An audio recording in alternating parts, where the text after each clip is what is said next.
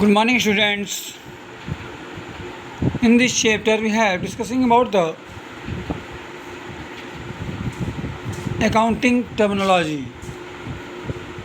Let's we have start. Expenditure.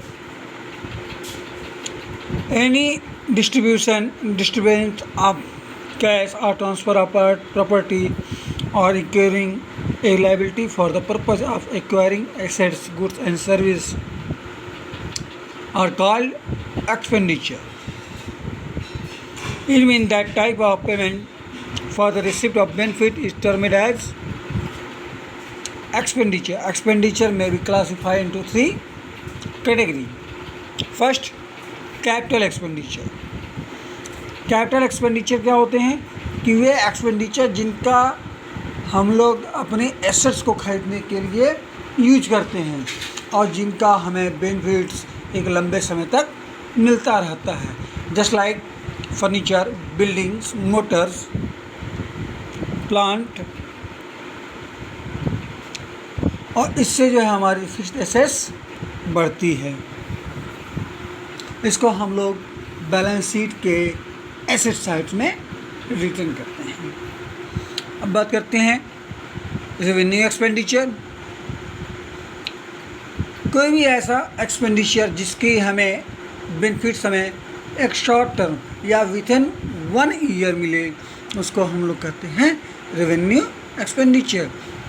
ये जो है पीएल के डेबिट साइड में इसको ट्रीट किया जाता है. इससे हम अपनी अर्निंग कैपेसिटी को इंक्रीज़ नहीं करते हैं बल्कि उसको मेंटेनेंस में रखते हैं. Maintaining the exciting earning capacity. इसकी वजह से कोई भी हमारा नया एसेट्स अस्तित्व में नहीं आता है. हम बात करते हैं कि distinction between capital expenditure and revenue expenditure. Capital expenditure जो है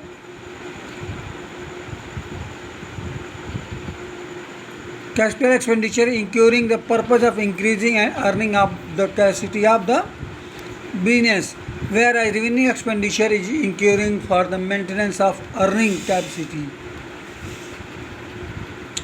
for keeping the assets in the efficient working order.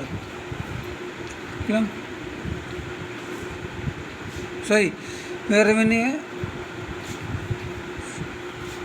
capital expenditure incurring the acquisition or erection of the fixed assets, whereas revenue expenditure is incurring for the day-to-day running of the business.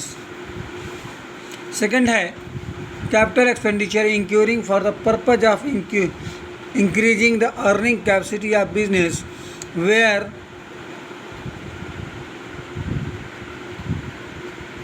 As revenue expenditure is incurring for the maintenance of the earning capacity. Third है capital expenditure yield benefits normally over a long period, whereas revenue expenditure yield for benefit for maximum profit period of 1 year. Capital expenditure is written in the balance sheet, whereas revenue expenditure written in PL. Deferred revenue expenditure. कुछ ऐसे भी revenue expenditure होते हैं, कुछ ऐसे भी expenditure होते हैं कि जो नेचर में तो रेवेन्यू के होते हैं लेकिन उनका हमें लाभ 10 साल तक मिलता रहता है. मतलब कि एक तरह से कह सकते हैं कि इनका हमें 3 से लेकर के 7 साल तक के बीच में होता है. तो हम इनके एक्सपेंडिचर को पूरा अमाउंट एक बार में न शो करके हम इसको थोड़ा थोड़ा करके अपने पीएल में ट्रांसफ़र करते रहते हैं और जो बाकी बचता है हम उसको बैलेंस शीट के एसेट साइड में शो करते हैं. Just like advertisement expense.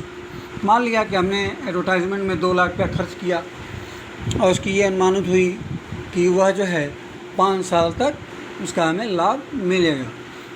तो उसका 5 से डिवाइड करेंगे तो 40 आएगा, और प्रत्येक साल 40,000 हम पीएल के डेबिट साइड में शो करेंगे, और इसके बाद से जो भी रिमेनिंग बचती है वह हम बैलेंस शीट के एसेट साइड में। अब बात करते हैं expenses. Expenses is the cost incurring in the producing and selling of the goods and service। इसके कुछ टर्म होते हैं। Cost of goods sold, amount paid for rent, commission, salary, advertisement. Third है decline in the value of an assets causes by the uses of such assets for the business purpose or depreciation are also an expenses। अब बात करते हैं income. Income is the difference from the revenue. Income is equal to revenue minus expenditure.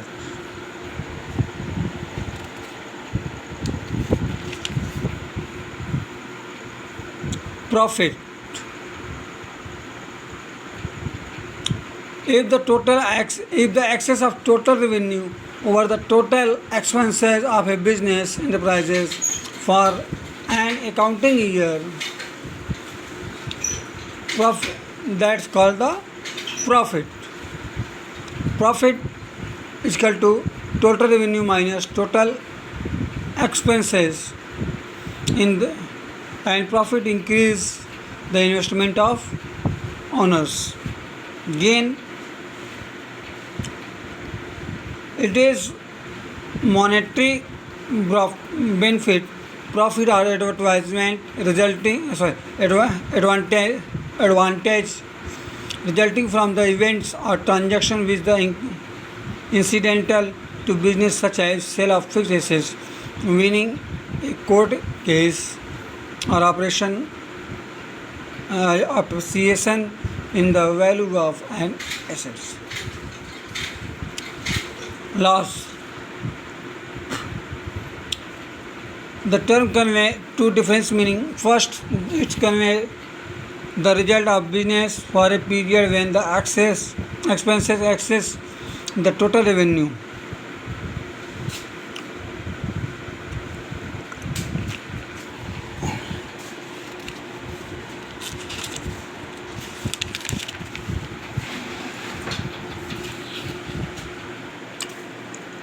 Second, it refers to some fact or activity against which receives have no benefit। अब बात करते हैं purchase. The term purchase is use only for the purchase of goods in which business deal. मतलब अगर एक कपड़े का व्यापारी है, वह कपड़ा दुकान में लाता है बेचने के लिए, है ना, तब तो वह परचेज हुआ। वहीं अगर वह फर्नीचर लाता है कस्टमर्स को बैठने के लिए, तो वह उसकी एसेट्स हुई, ना कि परचेज। परचेज दो प्रकार के हो सकते हैं, क्रेडिट परचेज और कैश परचेज। अब बात करते हैं परचेज रिटर्न की। जो सामान हम लोग खरीदे हुए हैं वो हमारे यूज़ में ना हो, या उसमें कहीं कोई कमी रह गई हो और उसको हम लोग सप्लायर को रिटर्न कर देते हैं, दैट्स परचेज रिटर्न। सेल का मतलब रहता है transfer of ownership of goods and service to customer for a price. हाँ, मतलब किसी से हम कुछ पैसा लेकर के कोई सामान या सर्विस उसको ट्रांसफ़र कर दें, that's a sale. Stock in trade, legal